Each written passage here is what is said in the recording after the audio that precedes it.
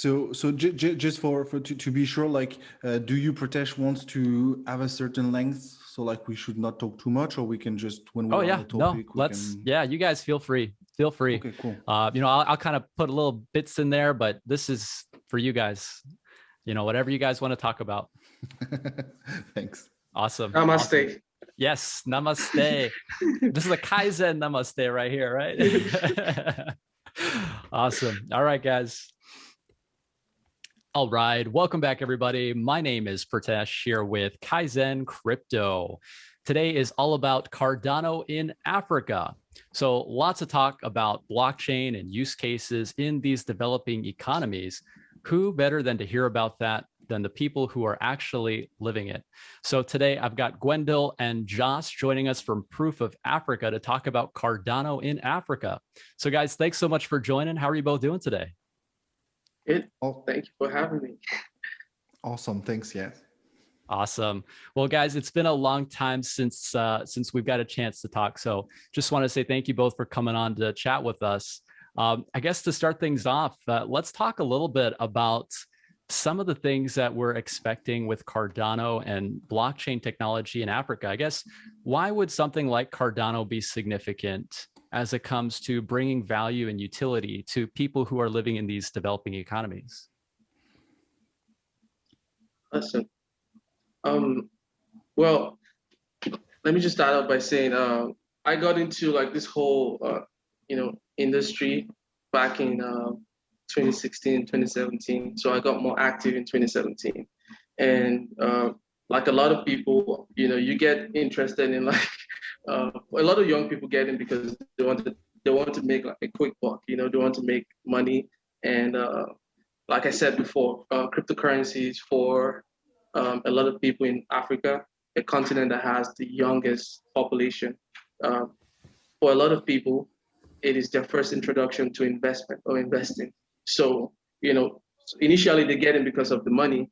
And then when they start thinking about it or doing little research, they start to understand that, there is actually a technology that, backs this thing up, that underpins, the cryptocurrency and makes it work.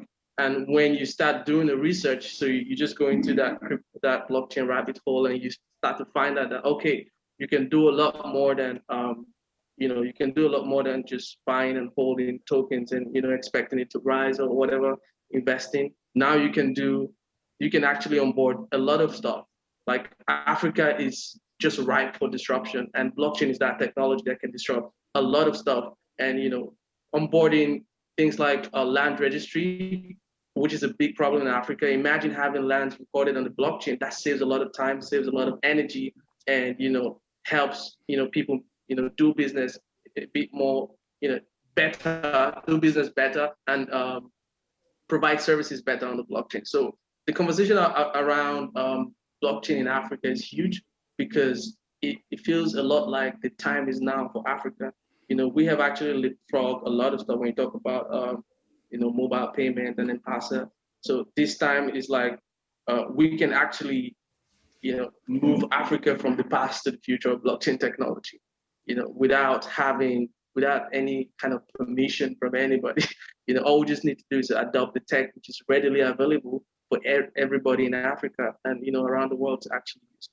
So yeah. So Josh, where are you actually calling in from today? Where specifically in Africa? So I live in Nigeria, Port Harcourt, Nigeria, Rivers State.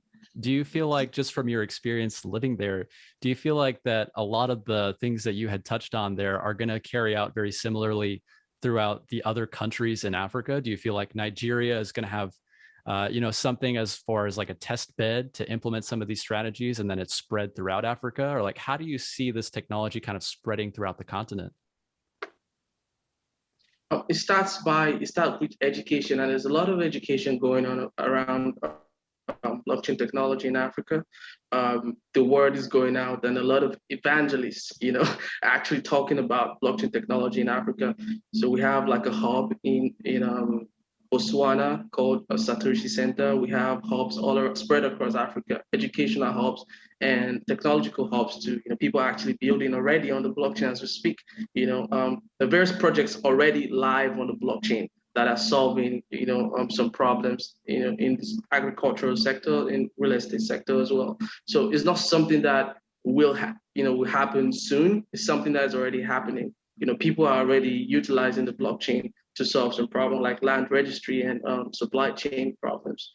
So for Nigeria, there's quite a number of projects that are actually springing up. There's a ripple effect. It's spread across Africa, but we are yet to see thousands of projects come up, but there are few around that are actually doing really good work. Although I'm not in contact with them, but I just read about them. Nice.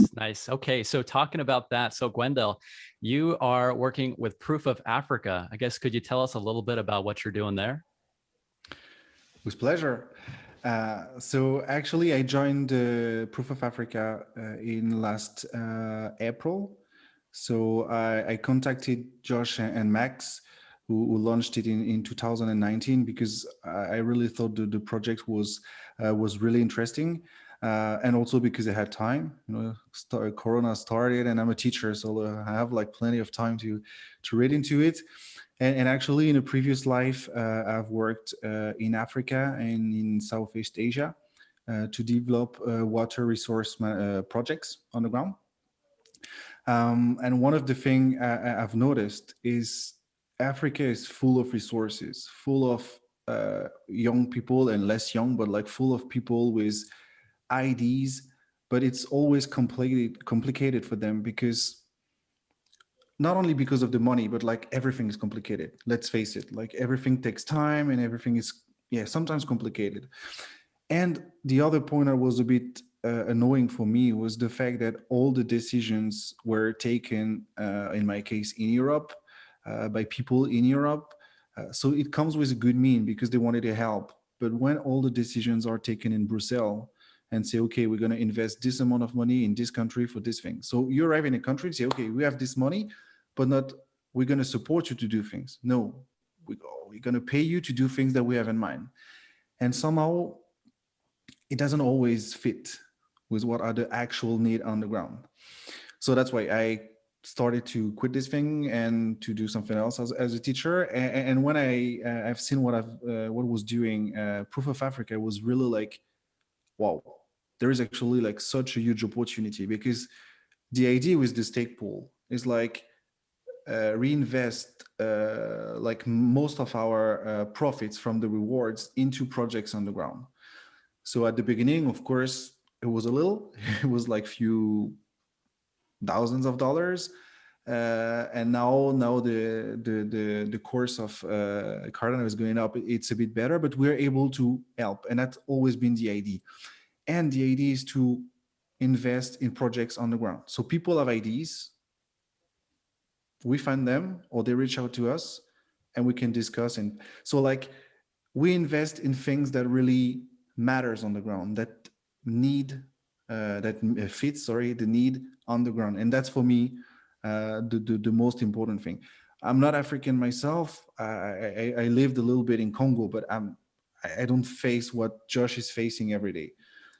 So what I can bring to the project is that a little bit of structure on how implementing projects works, how to find the projects, and a little bit of time.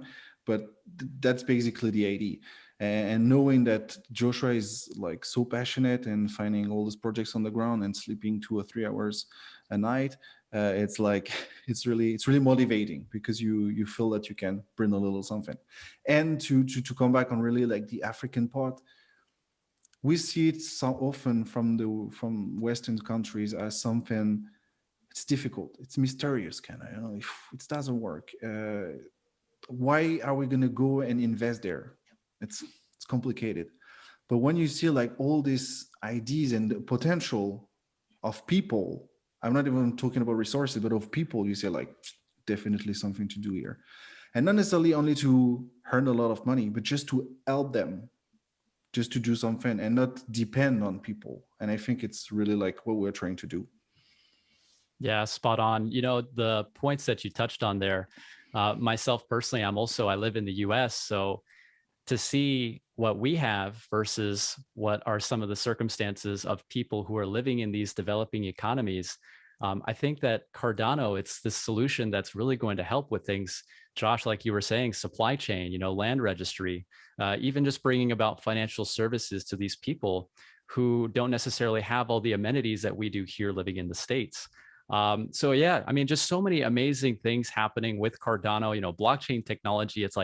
It's one of these all-encompassing things as it comes to all these use cases, right? The sky is really the limit. And I think that's what really excites me the most, is just to see now the community really growing. I mean, just from last year, right? It's like just the amount of interest that's really come about to the project. We were talking before we even got started, and it's just the excitement around what's happening, what's being built, and we haven't even seen what's truly possible yet. Like, we're still just scratching the surface. Right, exactly. I mean, there's obviously an excitement in the air because, we have some birds that we yet to find out about, some birds in the air. So it's causing this excitement. But I want to touch on what Gwendal said. He said he's not African himself, but, obviously he's in Europe and he may not understand, how things are right now for us Africans. But I'm working with Gwendal because he may not be African, but Africa is born in him. Because he cares and he understands. He's been here before, and he cares and understands and support the mission, like every other person that delegates to Proof of Africa POA. If you delegate to Proof of Africa, Africa is born in you, and you're as African as I am because you are contributing to the development of Africa. So there's obviously excitement in the air, and we're just happy. There's this good feeling we have right now. We have Coinbase, listing ADA, we have, Charles being verified, like everything's moving in the right direction. I mean, there's obviously something here, and we can't really wait to start building, and implementing stuff down here in Africa. And I also think that in terms of tech and what it can bring, there is also a lot of things that are really made for Africa. And what I mean this is because, so if you look at it now, it's bad because there is a lot of things that doesn't work, a lot of system that doesn't even exist.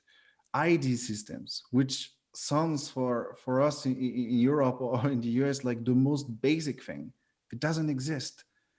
There is like hundreds of millions of Africans who, in regard of the financial system, it doesn't exist. They don't have an ID. They don't have, so, and not having an ID means that you don't have a bank account. Some people will say it's a good thing, but without a bank account, you cannot have a loan, so you cannot develop a business. You cannot, if you don't have an ID, the piece of land you're living on, who might belong to your family for years, what if somebody else just come and say, oh, it's mine? Because I'm registered and it's written here in the book there. And so all this thing doesn't exist. But we could develop it on the blockchain like much easier than in Europe or in the US. Because like in Europe and the US, all these things exists. So it's definitely possible to transition from what it is now to this, but it's going to be more complicated than just we create it not from scratch because things exist. But so like the potential is huge, and it's, into bracket, easy to do because you don't have to get rid of something that already exists. And for ID especially, I think that could change everything, because all the things that we can do in Europe, for instance, it's because we have an ID. It's because we exist, and we exist to the government, which is not the case for a lot of people in Africa. And for this, and that's why we are super like in a hurry to know a bit exactly what's happening in Ethiopia and stuff, because there is and I hope there is something with Atala. But even if it's not this, we know they are working on something serious with Atala, and that could really change everything. Not only for Africa, of course, but in Africa, it could change everything. And by everything, I mean everything. Because as soon as you have an ID, all the things that you couldn't do before, suddenly you can. It's not going to be easy, but you can. Now you can't at all. And I think it's one of the most impactful that could happen like really soon. Yeah, I listened to some of the talks from Charles Hoskinson, because he's definitely very passionate about this topic, as far as bringing about these financial services and economic identity and inclusion to all these people. And from what he had mentioned, I think that he was saying that there's something like $5 trillion of just untapped wealth. And to your point, it's like the continent of Africa is not a poor continent. Really, there's so many resources there. It's a very rich, I guess, landscape as far as the geography. And it's just a matter of the systems that are in place right now. They're not allowing for these people to necessarily tap into that wealth and create better lives for themselves and their families. So yeah, what blockchain is bringing about, it's really revolutionary. It's really mind-blowing to think about. So I kind of wanted to go into some of those use cases. So, we're talking about economic identity, right? So Gwendal, you were talking about Atala Prism. Would be interesting to see if we hear anything from IOHK about that. I know we're talking about all these birds, but what are some of the other things, like as far as identity goes or land registration, like how does that actually look like if you were to say, I guess, use a blockchain use case? Like, would a person have this all stored on their smartphone? Like, how does blockchain actually integrate with a person's everyday life living in Africa? Okay, so let's talk about Liquid, right? Which is like, so I mean, I'm a co-founder of Liquid, and it's something that it's an exciting project in Cardano ecosystem right now. So think about how people are going to access loans, right? So right now, the the only way a lot of people actually access, loans and financial services is actually one of the most predatory things you can actually experience right now, right? Because you want to get a loan and you are getting like an origination fee of about like 22%. And it's outrageous. You have to pay back. And it got so bad that, Google had to like unleash some of these loan apps on their platform, right? So think about access. One of the biggest problems for startups in Africa and for, small businesses or individual sole proprietorship is access to money or access to funds, right? Let's talk about how they can actually get access to funds and while they build like their on-chain identity, and think about Atala Prism and think about, getting access to fund on, how do I say this? Unparalleled access to fund. You can get loan instantly by providing, your identity on the blockchain, and then, putting a collateral and then having access to fund that's not predatory. That alone is simple, and we don't have that here. Right now, it's almost like they are, choking you and stealing from you at the same time.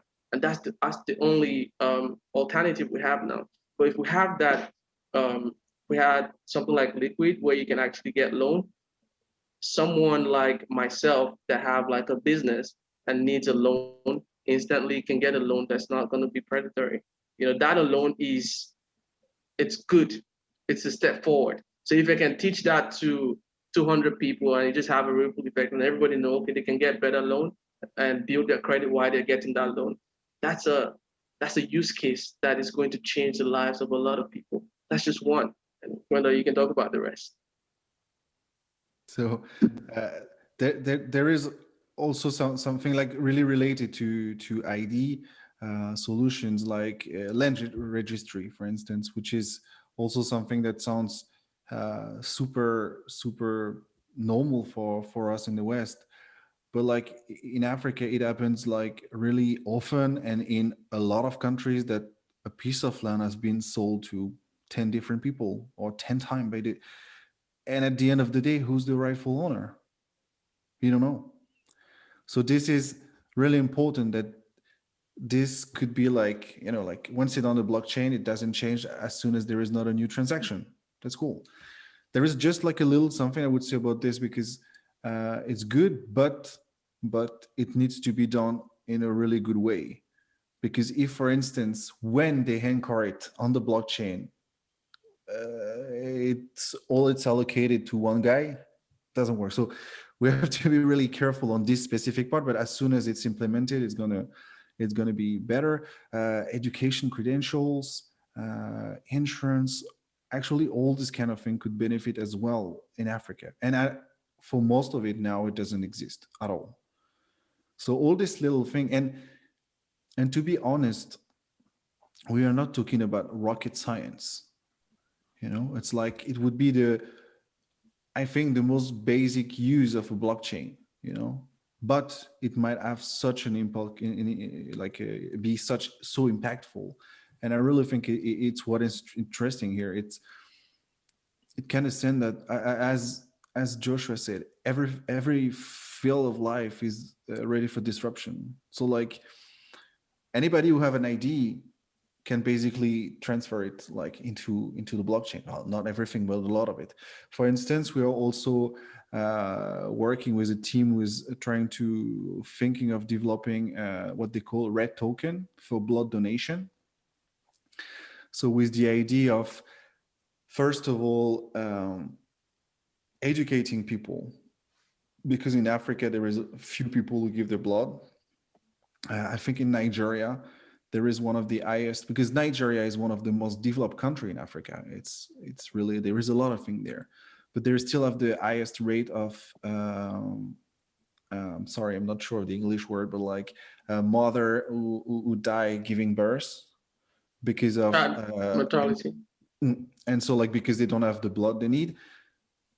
And so like the idea would be with this thing to like find donors and like connect them with the centers so they can give it. And on top of that, also secure the thing, because the problem is in the most of countries in Africa, people are paid for giving the blood. So the incentive is like to give it as soon as possible, which is not really healthy, first of all, for the donor. And there is also people who have an incentive of not saying the truth about their condition. So, and we know in some countries with HIV or the diseases, it's really bad. So like with this and anchored on the blockchain, it could be easy to trace, like, okay, it's like these people who gave his blood, we run the test, we know it's okay, we can use the blood. And once again, it's not rocket science. It could be managed pretty easily and it could change a lot of things. So this is like small example, but I'm sure that everybody can understand instantly what is the benefit for Africa. And actually, it would not only be a benefit for Africa, but in Africa, it would be even more impactful, like right now. Sure.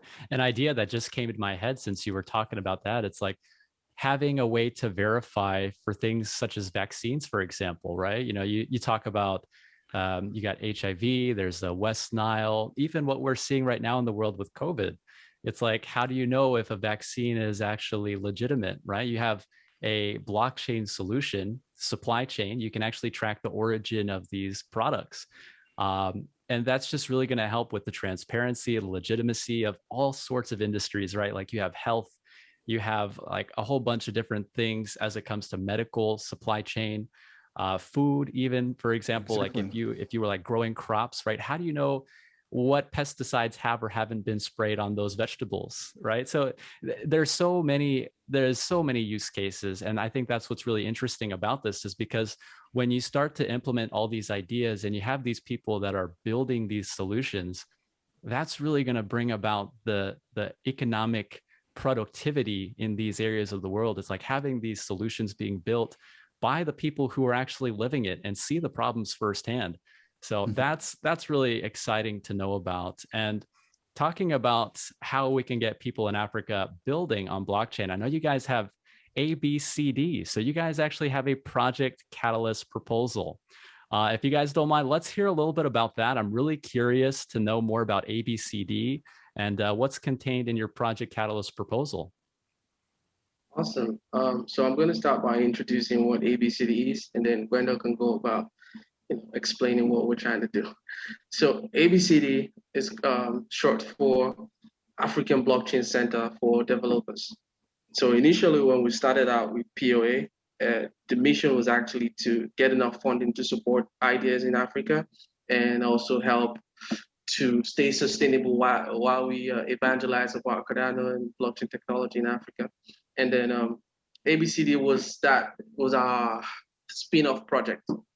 So we had this idea of teaching and evangelizing about blockchain, evangelizing and talking to people and educating people, because I have these meetups, and we thought to go a step further, because just talking about it is good. It gets the conversation going and get people, they're inquisitive. They want to learn more, get people excited, and they need like an extra push, especially when you're in a position to actually do something. Like if you are a developer and you want to actually do something, you need materials. You need some kind of support, especially when you're new to blockchain technology. We want to provide that support for you. So ABCD is like a hub that provides support for young developers that are looking to explore the blockchain technology and have the opportunity to actually build a solution that is bespoke to their community or bespoke to people in Africa.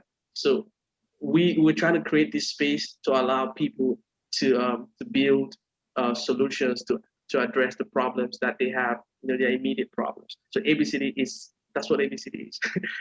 So right now it's just a spin-off project of POA. So the activities there is actually sponsored by POA. The proceeds we get from POA stake. And I'll just let Gwendal talk about what we're trying to achieve and expand more on the proposal. You said a lot actually already, but yeah, the idea was also like this. You can see that in Nigeria, for instance, you have a lot of developers for not enough job, which is a bit like exact opposite. That's what's happening in Europe, for instance. So there is all these developers who know what they're talking about with Java, and like more how you call that. I'm sorry, I'm lost a bit in my words. More common languages and things that a lot of people know. Not a lot about blockchain. So the idea was like how we could contribute and to help them to learn a bit more about blockchain, get in touch with the community, and then if they have ideas, why not to develop them? So that was the idea at the beginning. It's still the idea. And so we started to really try to implement that since last September. So at the beginning, it's always, we were really ambitious. So we wanted to onboard right away 15 developers and rent a condo and, like going. And the thing was good because you need to be ambitious. You need to see a bit further to like where you want to go. Actually, so we submitted a first proposal to Catalyst Fund 2. It took a little bit of time for the thing to be refined and everything. So we onboarded 5 developers in November. But back then the price of ADA wasn't super high, so were our rewards not super high. So it was difficult to sustain the whole thing. And at the end, we didn't get funded in Fund 2. But so it was a bit disappointing on the moment. But what was really good for us, we learned a lot. Because of it's the very existence of Catalyst about this. You submit things, and it's not necessarily that you're going to get funded, but at least you're going to get super good and relevant feedback from the community, from people who know what they're talking about. And this is priceless. If you want to have this kind of advice, you need to go people like a consultant or something. So like here, you can have it for free. You can interact with people. You can change your proposal. So we learned a lot about it. So at the end, so we did this, we submit our project again in Catalyst Fund 3, trying to narrow down a bit what we wanted to do in number of people, also in the size of the place we wanted to have, and try to refine this. And so it's where we are now with Fund 3. So what we put in the proposal, basically, it's to be able to run the hub, so pay for the rent, for electricity, because it's one of the problem in Africa is to have a reliable electricity sources, because the national network let's put it that way, is not the greatest. um, and so there is a lot of things to have on this, like you need a generator, you need inverters, so like it's a little bit of investment that you would not necessarily need to have to do in Europe, because like all is more stable. Also, you need a good internet connection. It's one of our difficulty now, because even if we pay a lot for internet, it's still not the greatest. So we need to continue to work on this, and also to give a little something, or something to the developers, because we want them to learn. We want them to start to work on things, but they cannot do that for free, even if it's for them. I know it's sometimes a bit difficult to understand, but we also need to help them to be in the best situation to learn and to stay dedicated to this, because it's always a problem when you're not funded and you're in IT and you can find something freelance for a month. Okay, so you're going to stop learning and you're never going to come back. So the idea for us was like to try to help them to be in the best possible condition to learn.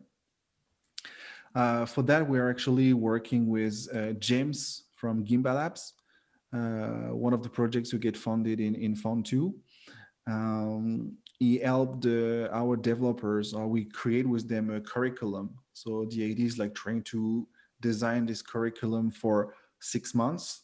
So like people with like a good knowledge in IT, in development, can enter this and learn all over the 6 months and be as operational as possible at the end of the 6 months. So that's the idea.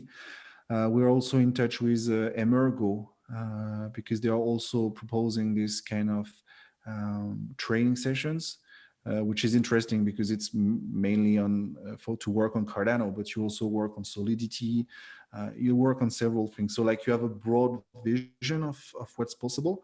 And it's also what we would like to bring to the devs, because the idea at the end of the day is not to just pay them for being here. No, it's like give them the means to do something better in the future, like to have something who's going to be valuable, and to just give them some tools. We're never going to do their job. We just give them a little push in the back and the little things to be able to do it. So the idea is really to give them the ammunition to fight, and to be able to be competitive in the blockchain industry. And I think that for the people who are going to join us now, it's just the beginning. I think their future is bright for sure. Yes, definitely. So lots of points there that you guys touched on. I'm really rooting for you guys and hoping that your proposal gets funded, because I think that what we're talking about here today and just all the different things that blockchain can do to help Africa, I feel like we're really the pioneers in this. And what you guys are trying to do, it's truly remarkable to see that you can have a decentralized way to employ hundreds and then thousands and then soon hope to be millions of people, right? All working in this decentralized way, bringing about value that anybody in the world has access to. So something that really excites me, it's just to see all the innovation that's possible here. So hoping for the best with your Project Catalyst proposal, guys. I guess maybe what we can do is just have a bit of a freestyle and just kind of talk about some of the things that we're looking forward to with the future of Cardano. If there is anything else that you guys wanted to talk about, let's just, we can go ahead and spend a few minutes and just talk about what's coming up with the project. So yeah, actually, it's one of the things I would like to point, because okay, we talk always about it, but I think it's really important for me to point out. It's like the quality of the community. I'm really amazed by all these guys who work for 5 years or like for 3 years, when the price was like not really a lot, and everybody was saying, yeah, it's delayed all the time, it's a scam. And well, all these people who were here understanding what was happening behind the scenes stuff, and who are still here, I think it's truly amazing. And all these things we're doing with Gimbal Labs, for instance, this guy are just helping us, helping the developers. And what does it bring to them? honestly now not much, apart like the happiness of being a part of it, but it's they give the time, the time, which is for me the most precious thing you have, your time, to Yeah. help us. A lot of people reach out to us and say, oh, how we can contribute, and for me it's like it really worth like all the hours we spend trying to bring the thing. Is just truly remarkable, and I think it's really something we say that all the time, but I really wanted to say it. Yeah, I mean, it's obvious. Like everybody says that because it's true. Like Cardano, there's no community, out there quite like Cardano community, because for one thing, it is, you know, there's a lot of people here. The majority of the people in the Cardano community, they really care about changing the world. The community has the character of the pioneer Charles Hoskinson, because he wants to make a difference in the world, and you can see that in like the people within the community. No, they're not, the hype for like the price and all that is not really there. I mean, it's good, but the conversation is about changing the world. And where do you even see that? Like, I mean, when you talk about quality community, it's Cardano all the way, because they've been here when it was 3 cents, 2 cents, and 4 cents. They're not leaving when it's $10 or whatever, because they really care about changing, the quality of the lives of people with this technology. And we're here to stay. Yep, And hands down, hands down. I completely agree with that. We have some of the most remarkable people here, and to see what the community has really evolved into, I think it's still early days. It's still early days, but I feel like everybody kind of resonates with this grand vision of bringing about this technology, not to get rich. The money is one of those byproducts of good tech and a good product, but I think that what we're trying to go for is really trying to change the world. And it's really awesome to just get a chance to talk with you guys, because you're actually living it, right? Josh, you're living in Nigeria. You see this stuff on a day-to-day, and coming from my perspective, having these conversations, I learn more about what you're trying to do as an individual, and then also what we're trying to do from a broader sense as a community. So it's incredible to just have these conversations. And a lot of you're totally right. I feel like the conversation right now, I think a lot of people are excited about price, but it's simply, in my opinion, it's simply just a byproduct of a good product, of a great community, and that's really what we're building here. Right. and the thing is, like, even for the people who are purely interested in the price, we still need to, because we have to face the reality as well. We need to have those use cases we were talking about. We need more people, and this is not just going to come because of the increase of the price. It's more like projects going to prove that the technology is solid.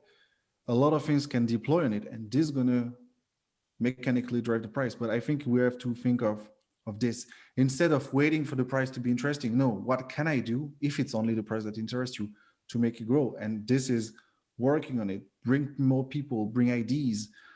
And what's also really interesting in the community, and Project Catalyst is really good for this, is you can also come. For instance, I'm not a developer. I don't have like the super skills that a lot of people have here. And sometimes when they are talking together, I feel they're talking Chinese because I don't understand everything. But I understand, I think, the big picture. And I think that I understand what could be done with it. So you can also, if you have ideas and stuff, you can also enter the community and say, oh, I would like to develop this. And you're going to find something with the technical skill to do it. But it's going to sound weird, but like the developers, they need also people with ideas. Doesn't mean they don't have ideas, but they also need people with ideas to use their tech, and people with ideas need like the tech guy to develop it. So if even like people who would hear it and just have ideas about things, just come chat. It's still a small world, and the thing is that everybody is connected somehow. For instance, there is a lot of little, so there you have the Cardano ambassadors. Now we are working with the West Africa Decentralized Alliance, WADA. We also have a proposal on Fund 3 who wants to develop really like a network in Africa to connect people in all the different fields, academics. So they are in touch with universities, with hub, with devs, with NGOs. So the idea is like to grow the community. And this thing we are really excited to join as well with Joshua, because we are in touch with the different people for a long time. But like having this partnership is interesting because we grow something together. Now it's not a question of like I have my pool, so if I join another one, some of my delegator must move. Yeah, you need to leave, so you need your delegators, but at the same time, you know that we're gonna be stronger if we work together. And the thing that instead of like being in competition, you say, okay, let's go together in parallel, feed each other. When you need something, I help you. When I need something, you help me. And it's what basically we're trying to achieve with this initiative, the West African Decentralized Alliance. And it's really awesome to see that there is all these people who honestly currently basically work for free on these projects for like 6 months, a year and a half. And when you talk to them, they're like passionate as they started yesterday, and I think that it's really incredible. And it really makes me confident in the fact that we can go fast and far. And I really like this. Spot on. Yeah, 100%. I think everybody kind of helping each other out, one hand washing another. I think that's great. Right. And the thing that also you, Pratesh, contribute a lot to is democratizing the whole thing, like talk to a broader audience. Because for us, we would like to reach a lot of people, but it's Africa focused. So of course, it doesn't necessarily is of great interest for everybody. But it's also really interesting, and thank you again for having us, because you allow us also to reach a broader audience, and in your daily work, like all this piece of information you do and stuff. I think it's also interesting. We were discussing before we started, is I remember your first video, and since I'm listening to all of them since that, because I get a lot of information, and it's really also difficult to follow up on everything which happening, because it's exploding every time. So thanks for that. Yeah, I appreciate the kind words. It's really amazing to even just have these conversations, because I like to provide the value for what I'm learning, and then having these conversations too. It's like, it just kind of helps me become even more immersed and even more passionate about the project. We get to learn from each other. One of the videos that I put out that I was really excited for was that Africa video. Kind of like that cinematic Africa video. I shouted you guys out in that video talking about ABCD and Proof of Africa. And, that's the kind of stuff that wakes me up in the morning. I'm really excited to put that stuff out there and to even just help tell the world about what we're trying to do here with Cardano. So yeah, man, I appreciate the kind words. We're not going anywhere. We're going to keep on trucking, trying to spread the good word about Cardano. So guys, this was a fun conversation. Any last minute remarks as far as people who want to support you by voting on your Project Catalyst proposal? How can they find out more about what you guys are trying to do? How can they support you? If you want to support us, all you have to do right now is, go on Project Catalyst, and if you're already registered, vote for ABCD. And if you have some ADA tokens and you want to support us, another way you can do that is to actually delegate or stake with POA stake pool. So yeah, we're not going to make too much of an advertisement, but yeah, it's basically the two different things you can do. So like now, Proof of Africa is mainly supporting ABCD because we would like to have it on the rail, waiting for the fund from cross-fingered from Catalyst.